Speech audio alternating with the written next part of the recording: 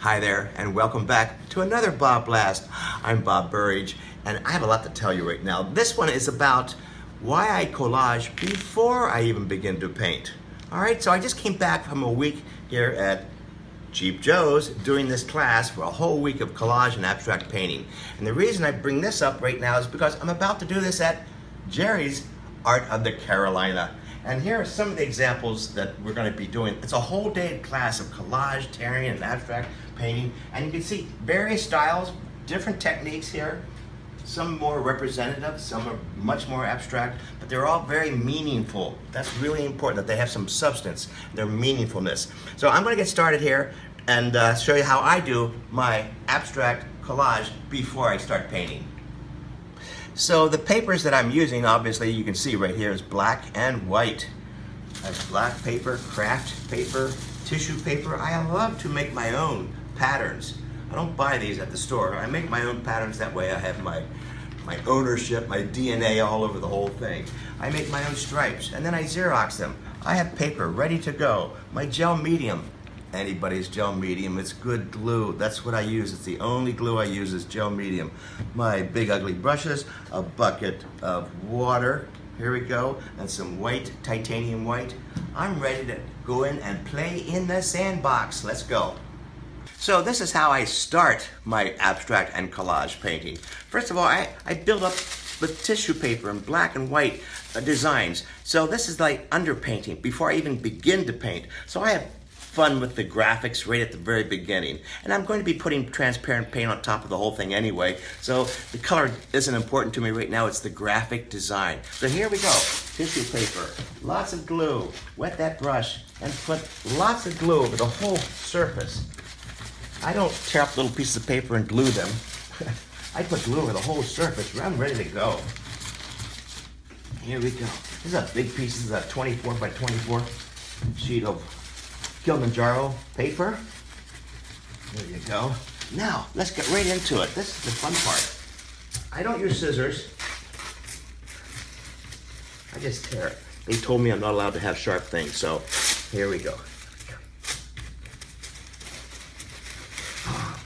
Far out. Nice big shape. This is me in the sandbox. That's what this is. Now let's get some stripes in there. Variations on a theme here. Oh yeah. See, and I get rid of all the air bubbles right from the very beginning by putting glue on top of it also. In other words, I'm embedding it. Oh, that's kind of fun. Whoa. Let's get into these.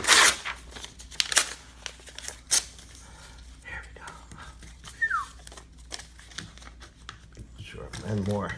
Lots of glue. I hear an awful lot of you say you get bubbles. It's or the paper's not sticking. It's because you're not using enough glue. That's the least expensive tool in this whole process. Glue. So you use it. There we go. Obviously this is all about patterns and stripes. Again, just the beginning. Look, I even have some that I made over here. A nice paper. Look at that. Whoa. Oh. Doesn't take much to entertain me, I'll tell you. Here we go. More glue on top of that. It's kind of a gray paper with black on it. I like to make my own. Again, as I mentioned earlier, that way I have ownership. Here we go. I don't want someone to look at my painting and say, oh, look, he went to the store and bought all these patterns. I want them to say, well, what's this guy doing? There, that's the beginning. I make sure I'm having fun at the very, very beginning. I work fast, because if I start thinking about it, I won't do it. We tend to overthink everything, right? I like to see what I have here to play with. So all my toys are in the sandbox at this point. Pretty physical, isn't it? Here we go. Nice strong shape. That's the design. And now what I'm going to be doing on the next video is I'll start putting paint in here. This is just the beginning. So if you stay tuned for the next BobBlast, I'll be painting on top of this one and continuing this process of abstract painting and collage. And welcome back to another BobBlast. Hi, I'm Bob Burridge, and this one is the second half of what we did the last time, where I collaged paper first and then put the paint on top of it. That's what we're going to do, continuation of that one. So if you recall, I had a sketch here, did all my little sketches. I named the painting. It's called Split Level. That's the name of the painting. And if you recall, I had nothing but black and white patterns glued down with gel medium, and just created this pattern to make it look like it's fun, right? And then of course now I've chosen my colors this time. My colors, using my color wheel, is going to be dominant green. The focal point will be violet, alrighty? And I have my big wide brushes over here, my white paint ready to go, my transparent fluid acrylics from Holbein, they're fantastic. I have also my drawing pencils. I love my drawing pencils. They're the Derwent drawing pencils, water soluble, so I draw right into the wet paint. And I also have my gold paint. I just love all this. Now I'm ready to go. I'm going to initially put down a translucent color on top of the whole thing, and then we're going to start really painting. But first of all, I want to get a total overall tone, and this one's going to be magenta over the entire painting. Here we go. So wish me luck. Here's the transparent magenta. I'm going to put it all over the whole painting. I don't measure it all out. Then with a wet paper towel. See, the best part about this, I haven't lost the initial design underneath it. So the color pulls it all together. Pulls it all together. There we go. At least for me, it pulls it all together at this point. I'm going to wipe away some time. Oh, I love this wiping away part. So again, I'm doing everything to the painting that will take me to the direction of the title, Split Level. Now comes the opaque part. Mixing up some gesso or titanium white. I'm going to do what is known as reductive painting. I kind of love that word, reductive. In other words, get rid of the part that doesn't work. And that's the beauty of opaque paint here. Kind of like these little guys. I sure didn't think about this when I was initially doing this the last BobBlast, but it's starting to develop itself. So split level means there's going to be very little up here and a whole lot down in here. So here we go. And the reason I put patterns down, just like this, is so I can go back in and find these little surprises. I love that part. Little surprises here. Now, of course, this is just a short video, so I usually spend a little bit longer time doing this part. You probably have other things to do, so I thought I'd speed this up a little bit here.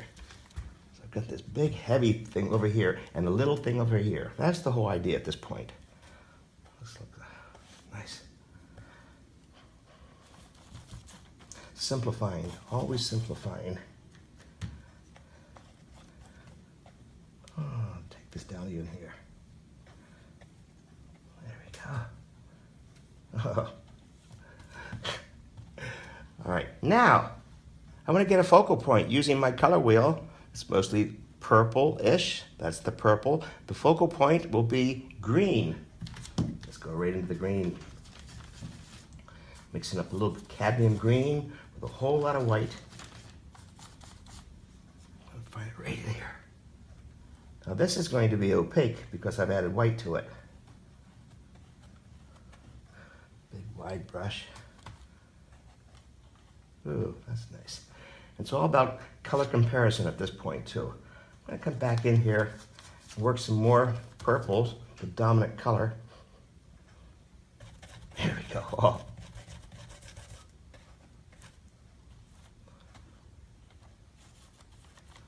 Well, I like to work back and forth. The dominant color and the focal point color. Wow.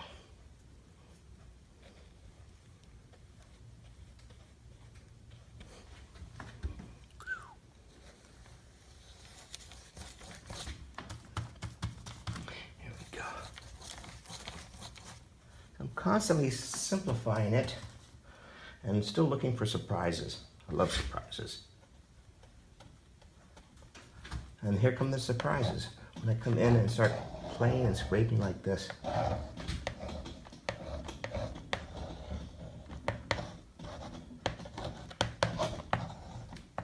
You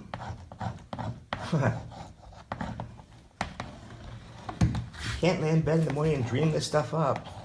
You have to be pretty present while you're creating. In other words, be mindful, pay attention to what's going on. And of course, I always love the surprises. Anyway, kick this up just a little bit more. Darker green. Whoa. Whoa. Pretty obvious where the focal point is on this painting. There's a lot of stuff going on here and lots of things that are grabbing your attention, but because I'm using the color wheel and the focal point color, it takes you right there. And so the next part, I'm not going to do it in this particular video, is I would add my 2 spice colors around this area right here. And that painting says split level. I hope you really enjoyed this. I enjoyed doing these kinds of things for you. Thanks for sharing them with all your friends. I really appreciate that. And welcome back to another BobBlast. Hi, I'm Bob Burridge, and this one is the 3rd installment of the previous 2 BobBlasts of why I collage first and then put the paint on top of that. So, if you recall, I put the color wheel close to the painting, so the dominant color was purple-ish, somewhere in there, and of course it pointed to the focal point. Green is the focal point, the whole point of the whole painting. And now this one is all about adding the 2 spice colors. Looks like my color wheel says blue and this yellow. I'm going to put the 2 spice colors around the focal point color, green, and that should really kick it up and augment it. And let's get started. And now for the spice colors. A little bit of yellow, a little bit of blue. All right, squeezing it out here on my palette. Blue ready to go. I have some white paint so I can make it opaque if I wanted to. Wide bucket of water, big brushes, and now we get started. If you recall, this is what it looked like the last time. A little bit of green in here. Now watch what happens to that green when I add some spice colors. It's just going to kick it up. Whoa.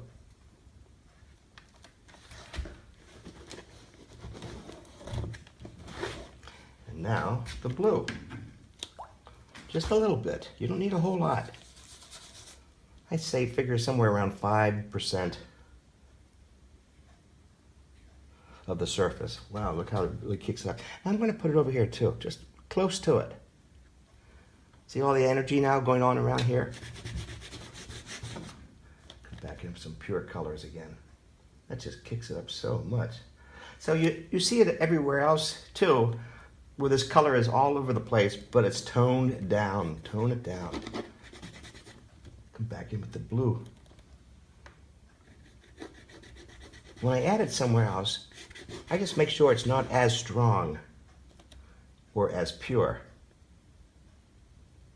the further away you get. So closer to the focal point color, here's some green. I'm going to augment the green even. That's the focal point color, right? Look at that. Made it brighter, stronger. Now we're painting. And again, going back in, scraping, scratching. Only because I like to draw. And now I'm going to use the Derwent drawing pencils. Again, only because I just like to draw. And I like to make marks. Let me get the other one in here too. As I mentioned in the text, this is me playing in the sandbox. I just love doing this stuff.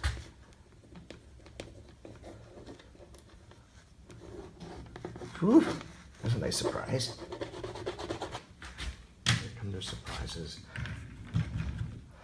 Adding white, a little bit of the violet, the purple, making it less pink. Whoa. Yeah. Painting right on top of the drawing pencils. It starts to smear. I love it. Simplifying it. And let's do some down here. Yes. Bringing that purple back into play. Split decision. Let's go over here. Oh yeah, let's do this. It's not split decision. This is called split level. It's part of a series of splits that I'm doing right now. I mixed up those words. This is fun, doing a whole series with a title having the word split in it. Split decisions, split level, split personality. See how much fun this can be when you have a sense of purpose. Well, that's what I wanted to show you, how this all develops, starting off with collage paper, sticking to a theme, and starting off loose. I always like to say under every great painting is a great loose painting. There we go. Now, the trick here is for me to keep my hands off of it. So there you are. Hope you've enjoyed this series. Hey, breaking news, and this just in. The Paris Riverboat Cruise on the Seine, April 13, 24. 2 more spots left. Loose, impressionistic sketching and painting. 2 spots are open. You've been calling me and saying, geez, I wish I could do this. Now you can. Join me and a few others. And for details, go to my website or thedillmans.com. All the details are there. I know you want to do this. I'll see you there on the Seine. Hi there. Hey, this year I'm doing a lot of workshops, especially abstract painting and collage workshops. It seems to be the most popular, thank you very much, and I love doing them. So the ones that are coming up right away, Key West in February, all right? Los Angeles area in March, Sedona in May, Hudson River Valley in May, Mendocino, California, August, all abstract painting and collage workshops. I'm doing many more of those, but to see more, look at my workshop schedule. I'll see you the next time.